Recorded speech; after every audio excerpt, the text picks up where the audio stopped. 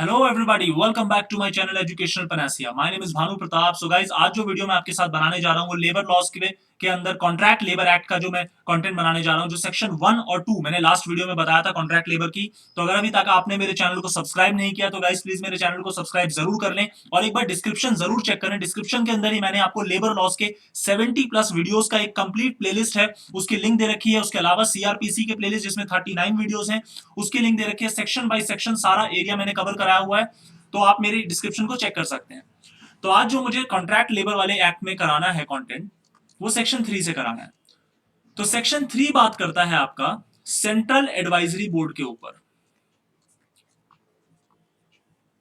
मान लीजिए central government को कॉन्ट्रैक्ट लेबर के रिगार्डिंग कुछ टर्म्स एंड कंडीशन सेट करनी है, उनके वेलफेयर के लिए प्रोविजंस ब्रिंग इन करने हैं, कुछ इंडस्ट्रीज को डिमार्केट करना है जहां पे उसको प्रोहिबिट किया जाए कॉन्ट्रैक्ट लेबर को, या कुछ इंडस्ट्रीज को डिमार्केट करना है जहां पे कॉन्ट्रैक्ट लेबर को रेगुलेट करने के लिए टर्म्स एंड कंडीशन डिटरमाइन की जाएगी। तो ये सारे काम के लिए सेंट्रल गवर्नमेंट एक सेंट्रल एडवाइजरी बोर्ड का गठन करेगी। और सेंट्रल एडवाइजरी बोर्ड में कौन कौन से मेंबर होंगे जरा उसको समझते हैं।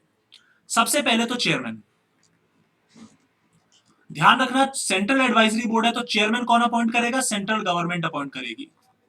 दूसरे, chief labour commissioner. Chief labour commissioner ex officio. Ex officio का मतलब होता है by virtue of the office, कि उस टाइम पे जो भी चीफ लेबर कमिश्नर होंगे वो automatic due to being chief labour commissioner वो सेंट्रल एडवाइजरी बोर्ड के एक मेंबर बन जाएंगे। इसके अलावा अदर मेंबर्स, यहां पे नंबर ध्यान रखना अदर मेंबर्स का, मैक्सिमम 17, मिनिमम 11। क्योंकि स्टेट एडवाइजरी बोर्ड के अंदर जो ये नंबर की लिमिट है वो अलग है, इसलिए आप उसको सेम एज्यूम मत करना। अभी अगले सेक्शन में स्टेट पे भी आने वाला हूं मैं, ठीक है। अब ये जो 17 या 11 मेंबर्स की जो मैं बात कर रहा हूं, ये किसको रिप्रेजेंट करने के लिए मैं बात कर रहा हूं? तो ये अलग अलग इंडस्ट्रीज को रिप्रेजेंट करेंगे। जैसे रेलवेज को रिप्रेजेंट करेंगे, जैसे आपके वर्कमैन को रिप्रेजेंट करेंगे, ये आपके इंप्लॉयर्स को रिप्रेजेंट करेंगे, कोल इंडस्ट्री के लोगों को रिप्रेजेंट कर सकते हैं, माइनिंग इंडस्ट्री के लोगों को रिप्रेजेंट करेंगे। सी पॉइंट ये है कि जो ये मेंबर्स है ना, ये कोई सरकारी अधिकारी नहीं है, बात समझिए। ये इस पर्टिकुलर इंडस्ट्री या किसी पर्टिकुलर कॉज को रिप्रेजेंट करने के लिए मेंबर बने हैं, ठीक है। तो ये बात आपको ध्यान रखनी है। और इसके अंदर एक इंपॉर्टेंट चीज है कि जो आपका वर्कमैन को रिप्रेजेंट करने के लिए जितने नंबर ऑफ मेंबर नॉमिनेट किए जाएंगे उतने ही प्रिंसिपल इंप्लॉयर और कॉन्ट्रैक्टर के होंगे। या फिर इसको दूसरे तरीके से समझे तो जितने प्रिंसिपल इंप्लॉयर और कॉन्ट्रैक्टर को प्रिंसिपल इंप्लॉयर और कॉन्ट्रैक्टर को रिप्रेजेंट करने के लिए जितने मेंबर्स को नॉमिनेट किया जा रहा है, ध्यान रखना यहां इलेक्ट की बात नहीं हो रही, यहां नॉमिनेट की बात हो रही है। जितने मेंबर्स को नॉमिनेट किया जा रहा है उतने ही मेंबर्स आपके वर्कमैन के कॉज को भी रिप्रेजेंट करेंगे। अगर आपने मेरी लेबर लॉस की वीडियोस देखी होंगी या फिर अगर आप लेबर लॉस रेगुलर पढ़ते हैं तो आपको अंदाजा होगा कि ये वाला जो क्लॉज है, जहां जहां पे बोर्ड्स बनती है वहां पे ये क्लॉज रहता ही रहता है। अब बात आती है कि ये क्या फंक्शंस परफॉर्म करेंगे, तो इनके फंक्शन सेंट्रल गवर्नमेंट प्रिस्क्राइब कर देगा कि अगर मान लीजिए इसमें कोई किसी का ऑफिस वेकेंट हो जाता है, कोई मेंबर एब्सेंट है, मतलब उसकी सीट वेकेंट हो जाती है, तो उसको कैसे किस मैनर में भरा जाएगा उसका सेंट्रल गवर्नमेंट उसको डिवाइस करेगी। उसका मेथड क्या रहेगा, उसका प्रोसीजर क्या रहेगा, उसका मैनर क्या रहेगा, वो सेंट्रल गवर्नमेंट डिसाइड करेगी। अब चलते हैं हम section 4 that talks about state advisory board. Section 4 ये एक तरीके का म्यूटेटिस मिटेंडिस सेक्शन है। म्यूटेटिस मिटेंडिस कॉन्सेप्ट आपको पता होगा कि विद माइनर चेंजेस, अगर ऑलमोस्ट दो सेक्शन दो प्रोविजन सेम होते हैं तो उस पर म्यूटेटिस मिटेंडिस का कॉन्सेप्ट लग जाता है आपका। तो यहां पे स्टेट गवर्नमेंट एक स्टेट एडवाइजरी बोर्ड, जिसको हम स्टेट बोर्ड भी कहेंगे, जैसे सेंट्रल एडवाइजरी बोर्ड को हम सेंट्रल बोर्ड भी कहते हैं, तो स्टेट गवर्नमेंट एक स्टेट एडवाइजरी बोर्ड का गठन करेगी। और मेंबर्स की बात करूं तो चेयरमैन, जो कि स्टेट गवर्नमेंट अपॉइंट करेगी क्योंकि ये स्टेट एडवाइजरी बोर्ड है। दूसरी चीज, लेबर कमिश्नर एक्स ऑफिशियो, जो भी उस टाइम स्टेट में लेबर कमिश्नर होंगे एक्स ऑफिशियो। या फिर मान लीजिए लेबर कमिश्नर नहीं है तो उस केस में सेंट्रल गवर्नमेंट किसी भी ऑफिसर को, अदर ऑफिसर को भी नॉमिनेट कर सकती है। किसी भी अदर ऑफिसर को जो भी सेंट्रल गवर्नमेंट नॉमिनेट करेगी, जो भी स्टेट गवर्नमेंट नॉमिनेट करेगी, वो उसको भी मेंबर रखा जा सकता है। अब यहां पे जो अदर मेंबर्स की जो संख्या है उसको जरा ध्यान से समझते हैं। यहां पे जो नंबर ऑफ मेंबर्स हैं वो डिफरेंट है और सेंट्रल वाले में वो डिफरेंट थे। यहां पे जो मैक्सिमम नंबर है वो 11 है और जो मिनिमम नंबर है वो 9 है। अगर आपको ध्यान होगा, अभी मैंने आपको स्टेट एडवाइजरी, जब सेंट्रल एडवाइजरी बोर्ड का कॉन्सेप्ट कराया था, तो उसमें जो आपका मैक्सिमम नंबर था वो 17 था और मिनिमम नंबर आपका 11 था। आप यहां स्क्रीन पे देख सकते हैं। तो ये फर्क है आपके एमसीक्यू पॉइंट ऑफ व्यू से, बहुत ज्यादा इंपॉर्टेंट हो जाता है इसलिए। चलिए अब चलते हैं कमिटी के ऊपर, सेक्शन 5। आज मैं सेक्शन 10 तक कराऊंगा। लास्ट वीडियो में मैं एक्चुअली सेक्शन 10 तक लास्ट वीडियो में ही करा पाता, बट नॉइज होने लगी तो इस वजह से मैं कंटिन्यू नहीं करवा पाया। तो मैंने 1 और 2 आपको एप्लीकेबिलिटी और जो डेफिनेशन है वो करा दिया था। तो आप, आई विल रिक्वेस्ट यू कि आप डिस्क्रिप्शन में लिंक जाके एक बार फर्स्ट पार्ट देख लें इसका, ताकि आपको और बेहतर क्लियर हो जाए। अब चलते हैं हम सेक्शन 5 पे, और यहां पे जो वर्कमैन के रिप्रेजेंटेटिव हैं और जो प्रिंसिपल एम्प्लॉयर या कॉन्ट्रैक्टर के रिप्रेजेंटेटिव होंगे इस मेंबर्स के अंदर, सेम सेक्शन है जो मैंने सेंट्रल वाले में बताया था, वो सेम रहेंगे।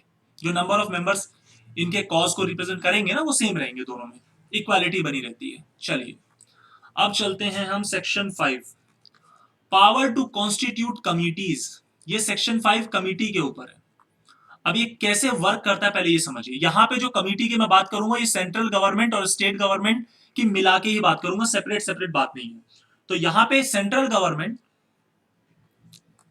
ने जो सेंट्रल बोर्ड बनाई है, जिसको हम सेंट्रल एडवाइजरी बोर्ड भी कहते हैं, या फिर स्टेट गवर्नमेंट ने जो स्टेट बोर्ड बनाई है, ये फर्दर एक कमिटी अपॉइंट कर सकते हैं रेस्पेक्टिव अपने अपने जोन में। ऑब्वियसली स्टेट गवर्नमेंट स्टेट के अंदर करेगी, सेंट्रल गवर्नमेंट अपनी इंडस्ट्री के रिगार्डिंग कमिटीज अपॉइंट कर सकती है। तो ये कमिटीज बना सकते हैं। कमिटी का काम क्या होगा, क्या प्रोसीजर होगा, तो वो पहले से प्रिस्क्राइब करेगी, रेस्पेक्टिव बोर्ड प्रिस्क्राइब कर देगी कमिटी का क्या प्रोसीजर होगा। यहां पे इंपॉर्टेंट जो चीज ध्यान रखने वाली है वो ये है कि अगर कोई कमिटी का मेंबर जो कि किसी गवर्नमेंट या किसी कॉरपोरेशन का स्टाफ है, गवर्नमेंट या किसी कॉरपोरेशन का ऑफिसर है, स्टाफ बोल लीजिए, उसको आप कमिटी का पार्ट बनने के लिए अलग से फीस नहीं देंगे। यहां पे लॉ क्लियरली कहता है कि no fees shall be payable to a member who is an officer of any government of any corporation established by law for the time being in force. इसका मतलब अगर मान लीजिए मैं ऑलरेडी एक गवर्नमेंट ऑफिसर हूं और मैं सेंट्रल बोर्ड या स्टेट बोर्ड के द्वारा गठित की हुई कमिटी का मेंबर बनता हूं, तो उस केस में क्या मुझे उस कमिटी का मेंबर बनने के लिए फीस मिलेगी किसी चीज की अलग से? द आंसर इज नो, क्योंकि सेक्शन 5 क्लियरली इस चीज को बार करता है। अब चलते हैं हम सेक्शन 6 पे। अब हम एक्चुअली चैप्टर 3 में आ गए हैं। ये पिछले वाला मैंने आपको चैप्टर 2 कराया था और चैप्टर 1 आपका डेफिनेशन का था, जो प्रिलिमिनरी 1 और 2 था, एप्लीकेबिलिटी और डेफिनेशन का। तो चैप्टर 3 जो हेडिंग है आपकी, वो रजिस्ट्रेशन ऑफ एस्टैब्लिशमेंट, जहां पे कॉन्ट्रैक्ट लेबर को एम्प्लॉय किया जा रहा है। तो सेक्शन 6 बात करता है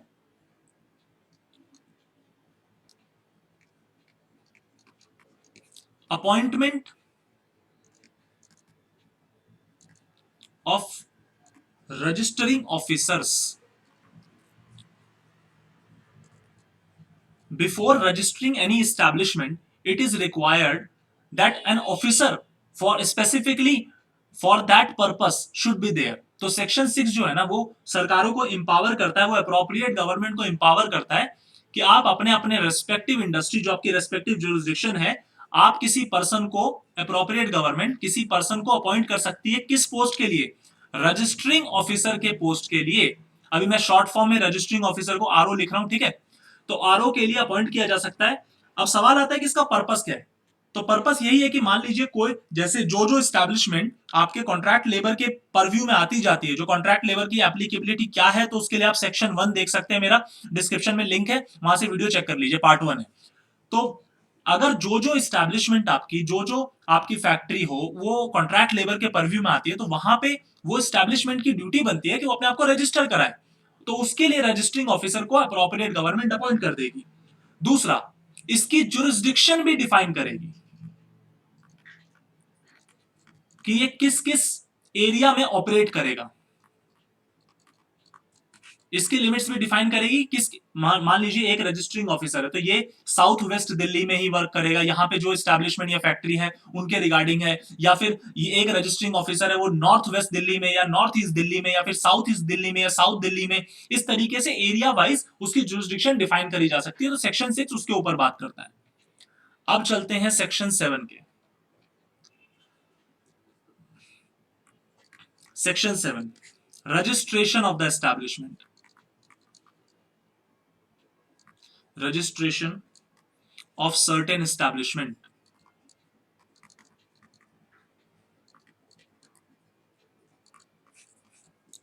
देखिए, प्रिंसिपल एम्प्लॉयर की यह जिम्मेदारी बनती है कि जब उसके इस्टेब्लिशमेंट के ऊपर ये एक्ट एप्लीकेबल हो गया है, एप्लीकेबल हुआ है या नहीं है कैसे पता करेंगे, तो वो आप सेक्शन 1 में एप्लीकेबिलिटी में जाके देख सकते हैं कि 20 या 20 से ज्यादा वर्कमैन काम कर रहे हैं। तो वो मैंने आपको पार्ट 1 में बता रखा है डिटेल में। तो अगर प्रिंसिपल एम्प्लॉयर के इस ऑर्गेनाइजेशन के ऊपर अप्लाई हो जाता है पर्टिकुलर चीज, तो वहां पे प्रिंसिपल एम्प्लॉयर एप्लीकेशन देगा, अप्लाई करेगा किसके पास, रजिस्टरिंग ऑफिसर को। मैं एब्रीविएशन में इसको आरओ लिख रहा हूं यहां पे। रजिस्टरिंग ऑफिसर को अप्लाई करेगा और उसके बाद रजिस्टरिंग ऑफिसर मान लीजिए प्रिस्क्राइब्ड टाइम के बाद अप्लाई कर रहा है। मान लीजिए रजिस्टरिंग ऑफिसर ने एक सर्टेन पीरियड ऑफ टाइम दिया था कि विद इन 30 डेज आपको रजिस्टर कराना पड़ेगा अपना ऑर्गेनाइजेशन, जिस डेट से आपके ऑर्गेनाइजेशन आपके एस्टैब्लिशमेंट के ऊपर ये वाला कानून अप्लाई हो गया, और वहां पे आपने नहीं कराया, वहां पे प्रिंसिपल एम्प्लॉयर ने रजिस्ट्रेशन नहीं कराया, तो क्या आरओ का पावर है कि उस डेट के एक्सपायर होने के बाद भी वो एप्लीकेशन को एंटरटेन करे? The answer is yes.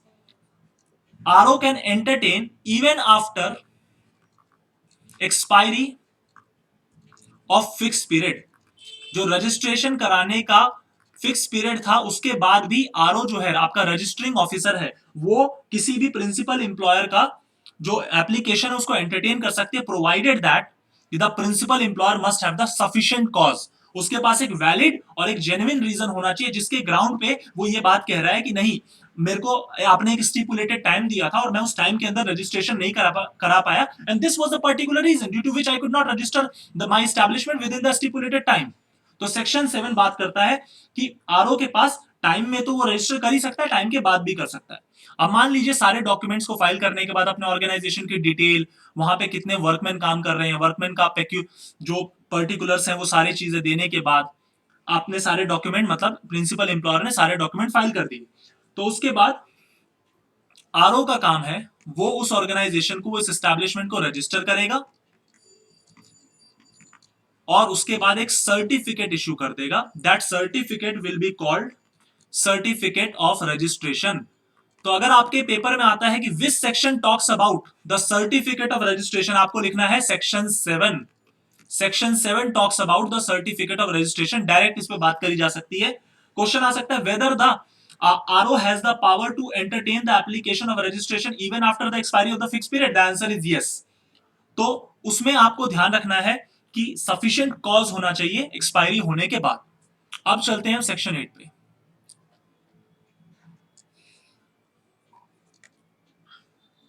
Section 8, revocation of registration. Revocation मतलब आपका रजिस्ट्रेशन कैंसिल कर दिया जा रहा है।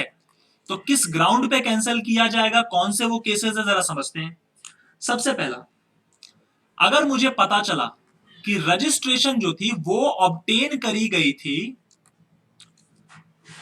किसके द्वारा, मिसरिप्रेजेंटेशन के द्वारा ऑब्टेन करी गई थी, मतलब कि किसी गलत पर्टिकुलर्स को, हालांकि मैं भी बिलीव कर रहा था कि मैं वो सही इंफॉर्मेशन दे रहा हूं, बट एक्चुअली वो गलत इंफॉर्मेशन थी, तो गलत इंफॉर्मेशन फर्निश कर दी गई, या फिर किसी मेटेरियल फैक्ट को सप्रेस करके, मेटेरियल फैक्ट की इंपॉर्टेंट इंफॉर्मेशन थी, मेरे इस्टेब्लिशमेंट में 28 वर्कर काम कर रहे थे, मैंने सिर्फ 21 दिखाए हुए थे, मेटेरियल फैक्टर को सप्रेस कर दिया मैंने, ठीक है, और वहां पे मैंने रजिस्ट्रेशन करा लिया। ये चीज बाद में पता चली रजिस्ट्रार को किसी भी वजह से, चाहे रजिस्ट्रार को किसी ने रेफर किया, चाहे रजिस्ट्रार को सुओ मोटो खुद से पता चला।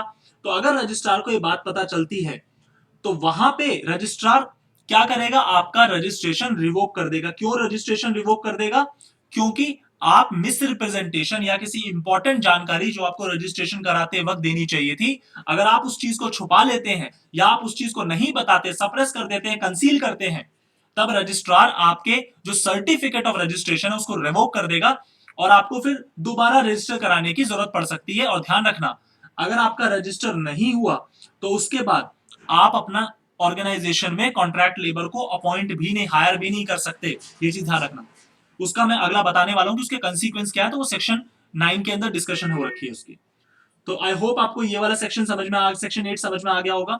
लेकिन इसमें एक इंपॉर्टेंट बात यह है कि जब रिवोक किया जाएगा तो अपॉर्चुनिटी ऑफ बीइंग हर्ड जरूर दिया जाएगा। That is called your principle of natural justice का कॉन्सेप्ट है पीएनजे की, the person must be given the opportunity of being heard. तो यहां पे अपॉर्चुनिटी ऑफ बीइंग हर्ड जरूर दिया जाएगा। एक बार उस एम्प्लॉयर की बात सुनी जाएगी और उसके बाद अकॉर्डिंगली रजिस्ट्रार जो रजिस्टरिंग ऑफिसर है वो फैसला ले लेगा कि क्या एक्शन लेना है, इसके ऑर्गेनाइजेशन को रिवोक कर देना है या रिवोक नहीं करना, वो चीज। अब चलते हैं सेक्शन 9 के ऊपर।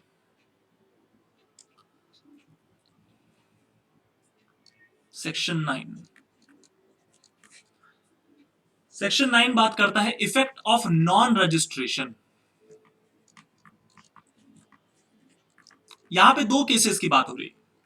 सबसे पहला कि सेक्शन 7 में जब आपके ऊपर ये वाला कानून लग जाना चाहिए था, एप्लीकेबल हो गया, तो आपने नहीं रजिस्टर कराया, आप फेल हो गए, आपने अपने आप को सेक्शन 7 में रजिस्टर नहीं कराया, या फिर आपकी ऑर्गेनाइजेशन का रजिस्ट्रेशन सेक्शन 8 के अंदर रिवोक कर दिया गया, दोनों केसेस की बात कर रहे हैं।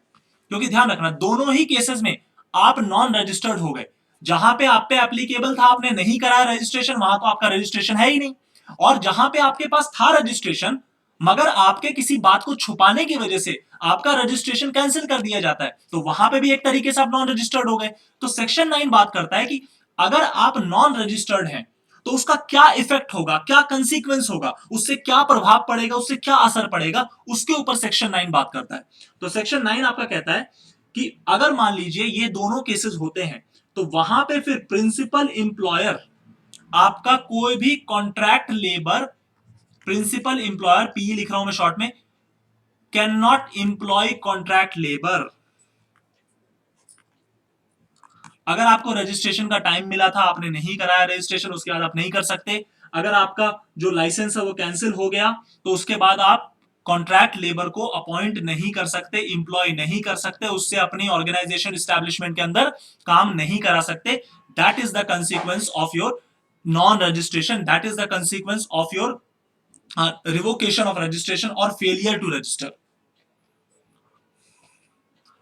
अब चलते हैं आज के आखिरी सेक्शन पे, सेक्शन 10, जिसके बाद आज की क्लास रैप हो जाएगी। इसके बाद मैं आपके इस वाले कानून के अंदर 2 वीडियोस और बनाऊंगा और 4 पार्ट्स बनेंगी, पार्ट 1 पार्ट 2, और सारा सीक्वेंस में section by section, sub section by section, एक एक लेबर लॉ का कंटेंट मैंने आपके साथ डिस्कस कराया। एक बार डिस्क्रिप्शन जरूर चेक करते हुए जाएं, प्लेलिस्ट की लिंक वहीं पे दे रखी है।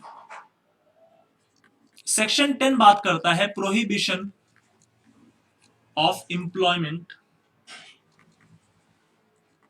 Of contract labour.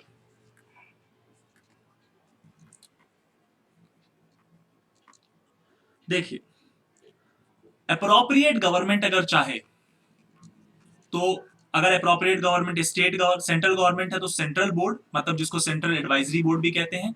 अगर अप्रोप्रिएट गवर्नमेंट स्टेट गवर्नमेंट है तो स्टेट बोर्ड, जिसको स्टेट एडवाइजरी बोर्ड भी कहते हैं। इनसे करेगी कंसल्ट,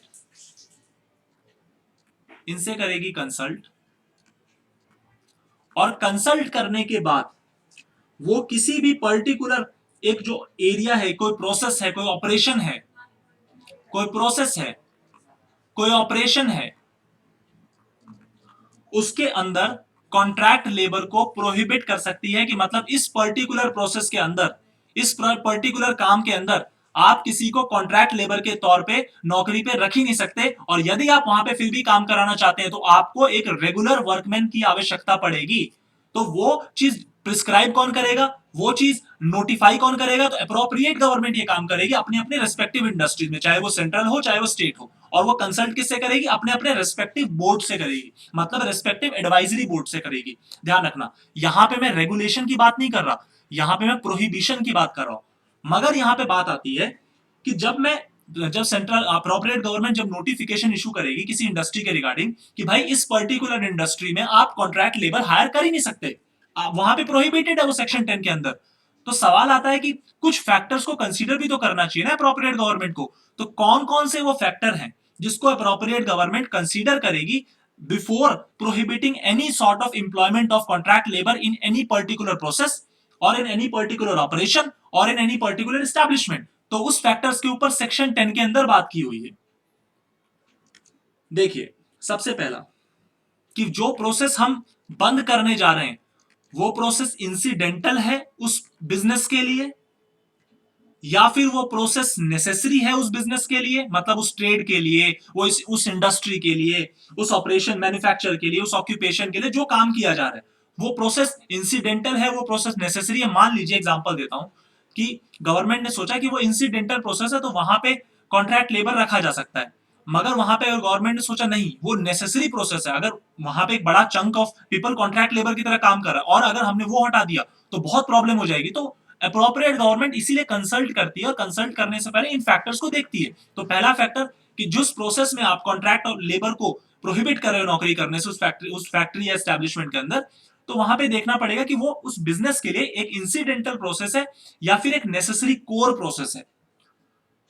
दूसरा, अगर वो काम पेरेनियल नेचर का है, पेरेनियल मतलब परमानेंट नेचर के जो काम होते हैं आपके फॉरएवर वाले किसी बिजनेस के लिए, अगर वो काम पेरेनियल नेचर का है तो आप देखेंगे कि उसकी ड्यूरेशन कितनी है, मतलब कितना टाइम उसमें जाता है, वो पूरे प्रोसेस का मतलब पूरे बिजनेस में अगर मान लीजिए फाइनल प्रोडक्ट बनता है तो वो कितना टाइम लेता है वो वाला पर्टिकुलर प्रोसेस, तो वो आपको चेक करना पड़ेगा। और ध्यान रखना कोई चीज पेरेनियल नेचर की है, कोई प्रोसेस पेरेनियल नेचर का है या नहीं है, ये अप्रोप्रिएट गवर्नमेंट डिसाइड करेगी, ये अप्रोप्रिएट गवर्नमेंट डिसाइड करेगी और उसका डिसीजन ही फाइनल होगा।